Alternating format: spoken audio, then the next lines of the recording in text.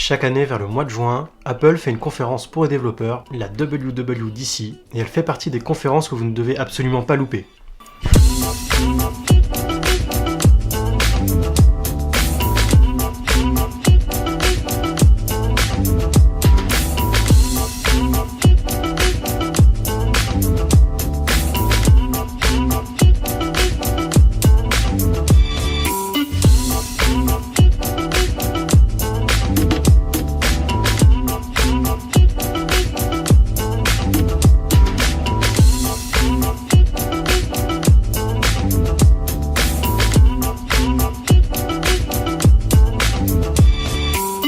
Apple a pour habitude de faire 2 conférences à l'année. La première se situe vers le mois de juin et concerne principalement les nouveautés du software. La seconde se situe vers le mois d'octobre et concerne les nouveautés niveau hardware. Demain, lundi, Apple a donc prévu d'annoncer toutes les nouveautés concernant la partie software. Et là où c'est important pour vous, c'est que ces nouveautés vont déterminer vos 12 prochains mois en termes d'interface. Alors la conférence s'appelle la WWDC pour la Worldwide Developer Conference, mais au final elle ne s'adresse pas qu'aux développeurs, elle s'adresse aux développeurs forcément parce que ce sont eux qui vont développer les applications, mais aussi aux designers puisque on va avoir les nouvelles tendances, on va savoir un petit peu quelles sont les nouveautés au niveau des OS, mais aussi pour les utilisateurs qui vont savoir dans quelques mois à quoi correspondra l'OS qu'ils vont utiliser sur leur device. On attend beaucoup d'Apple sur cette conférence, que c'est vrai que ça fait un petit moment qu'il n'y a pas eu vraiment de nouveautés. On est plus dans l'attente, on sait que cette année ce sont les 10 ans de l'iPhone, il y a énormément de choses qui se passent un petit peu en ce moment, une ébullition au niveau de l'intelligence artificielle, on sait que Apple travaille sur Siri, mais que Siri n'est pas encore vraiment abouti et que ses concurrents sont vraiment en avance. Vous avez Alexa d'Amazon, qui est vraiment très bien fait.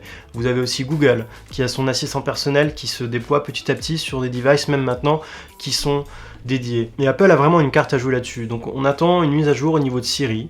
Ça va être vraiment pour la partie développeur, parce qu'en termes d'interface, je ne sais pas si on pourra designer des sortes de widgets pour Siri, pour la partie visuelle, mais en tout cas, on espère une mise à jour de Siri afin qu'il soit au niveau de ses concurrents. Ensuite, on aura forcément les mises à jour au niveau de iOS et de macOS, et c'est là que c'est intéressant pour nous. Il va certainement y avoir déjà une refonte des applications actuelles, alors pas une grosse refonte, Il n'est pas prévu dans les rumeurs que Apple revoie le design global de iOS et de ses applications, mais en tout cas, ils vont continuer certainement à homogénéiser l'ensemble. Et je pense surtout, et j'en ai déjà parlé il y a quelques années dans un billet sur Medium, que iOS tend à remplacer petit à petit macOS. Et depuis la sortie de l'iPad Pro, on voit clairement que Apple cherche à placer l'iPad Pro comme un ordinateur personnel. Alors peut-être pas pour nous qui travaillons au quotidien avec ces outils-là, mais plus pour vos parents, pour des personnes qui utilisent Internet de temps en temps. Le but c'est que iOS devienne un vrai OS que l'on peut utiliser comme un ordinateur. Il y a une rumeur d'ailleurs par rapport à iOS, comme quoi le prochain iPad Pro aurait un trackpad. Et je vous en ai parlé il y a encore pas longtemps, vous savez que on n'utilise pas du tout une interface de la même façon quand on utilise le doigt ou quand on utilise un pointeur. Je suis donc curieux de savoir si Apple a vraiment intégré un trackpad et comment ils ont réussi du coup au niveau de l'interface à faire en sorte que ça reste utilisable facilement pour l'utilisateur aussi bien avec le doigt qu'avec le trackpad. En tout cas, ce serait une vraie nouveauté et on se rapprocherait encore plus de l'ordinateur personnel tel qu'on le connaît aujourd'hui. Au niveau de macOS, j'espère vraiment que Apple va faire en sorte de se rapprocher un peu plus d'iOS, encore une fois dans un but de convergence au niveau du design. macOS n'a pas évolué depuis un bout de temps sur la partie design, et je m'attends à quelque chose d'un peu plus flat, un peu plus minimaliste que l'interface un peu trop surchargée que l'on a aujourd'hui. Sur la partie hardware maintenant, même si c'est une conférence pour les développeurs, on sait que Apple annonce souvent quelques produits pendant cette conférence. Parmi les rumeurs, la principale va être un device dédié à Siri. Alors on ne sait pas encore sous quelle forme, on ne sait pas encore si ça va être comme l'Amazon Echo que vous avez derrière moi ici.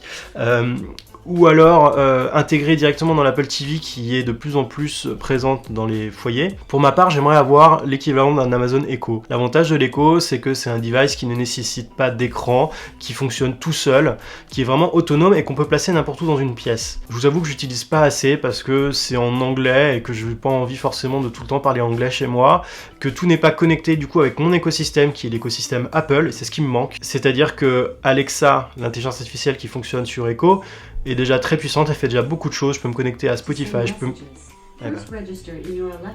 Voilà, j'ai dit Alexa, donc forcément, elle se met en route. Je vais donc éviter de dire le mot Alexa à partir de maintenant. L'Echo est donc très puissant, on fait beaucoup de choses avec, mais malheureusement pas assez connecté avec son écosystème que l'on utilise tous les jours. C'est là où j'ai une vraie attente au niveau d'Apple pour Siri. Je trouve qu'ils sont vraiment à la ramasse sur la partie intelligence artificielle. Ce qui va être intéressant du coup de voir, c'est comment va se comporter ce device en termes d'interaction avec l'utilisateur. Il y aura pour sûr la voix, mais j'aimerais bien savoir comment Apple a géré les retours pour se différencier un peu justement de l'écho qui est très bien fait, qui joue avec des lumières, qui joue avec des sons. C'est vraiment très agréable à utiliser, c'est très fluide et ça va être intéressant de voir comment Apple gère ça. Deuxième nouveauté hardware, il y a la rumeur d'un nouvel iPad qui serait entre l'iPad 9 pouces et l'iPad 12 pouces, un iPad 10 pouces. Alors tout le monde se demande un petit peu pourquoi ce choix et surtout quelle sera vraiment la nouveauté parce qu'apparemment on parle d'une réelle nouveauté. Alors je pense que ça rejoint un petit peu ce que je vous disais juste avant sur iOS. Apple a un gros travail à faire pour charmer les pros, parce que iOS est très bien conçu, c'est vraiment très agréable à utiliser, mais malheureusement les applications dessus ne sont pas assez professionnelles. Et c'est là où Apple va avoir besoin de charmer les développeurs, et surtout d'avoir encore plus d'utilisateurs iPad, pour montrer aux développeurs qu'ils ont tout intérêt à développer des applications dessus. À l'occasion de cette conférence, je me suis dit qu'il serait intéressant que l'on puisse faire un live, qu'on puisse échanger dessus. Je vous retrouve donc demain soir, je vais vous mettre le lien dans la description. Ce sera sur YouTube. L'idée c'est que l'on puisse partager ensemble ce live, qu'on puisse discuter d'interface, des nouveautés, à chaud, voir un petit peu ce qu'il en ressort, ce que vous en pensez, ce que je vais en penser aussi. C'est souvent marrant de voir à chaud, je suis souvent très déçu des nouveautés, je me dis oh là là c'est peut-être pas assez nouveau, peut-être pas assez innovant, et en fait avec le recul on se rend compte qu'il y a une vraie stratégie derrière, et il faut essayer de regarder un petit peu plus loin pour savoir où va Apple. Je vous invite donc demain soir en live sur YouTube. En attendant, abonnez-vous, likez, partagez, et on se retrouve très vite.